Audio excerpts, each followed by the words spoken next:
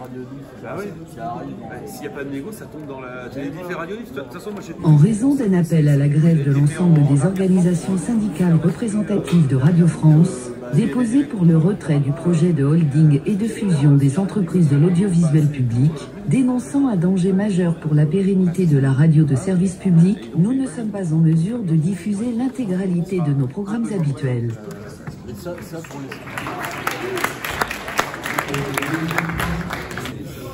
c'est pas ça.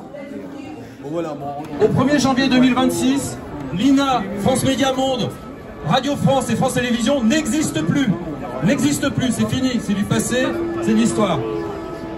Il y aura un président ou une présidente de France Média qui décidera des réaffectations de budget, et de quel budget, du redécoupage des filiales, de la recomposition.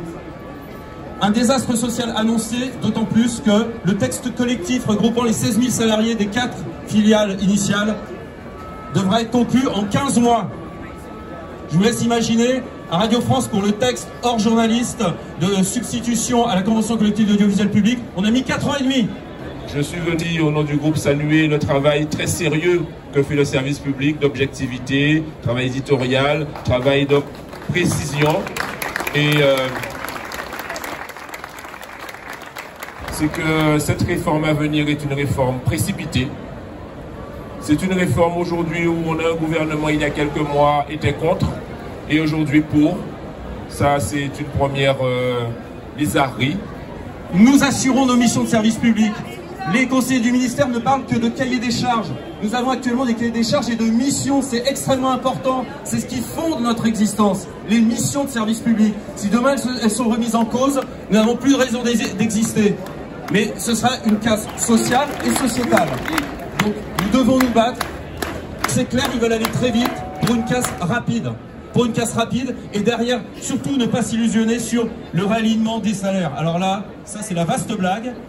Il y aura un plan de sauvegarde de l'emploi annoncé. C'est évident. Ils diront la masse salariale est trop importante, il faut tailler dans la masse salariale. C'est ce qu'on nous dit depuis 10 ans à Radio France, c'est ce qu'on dit aussi à France Télévisions depuis 15 ans. Il n'y a pas d'autre schéma envisageable. Et tout ça, c'est un coup politique et aussi un coup pour redonner de l'air au secteur audiovisuel privé qui, de fait, bah oui, quand un bataillon l'a dit hier, on est une anomalie en Europe. Oui, nous sommes une anomalie. Nous sommes un service public d'audiovisuel qui fonctionne. 15 millions d'auditeurs pour Radio France, 30% de part de marché pour France Télévisions, 168 millions pour RFI.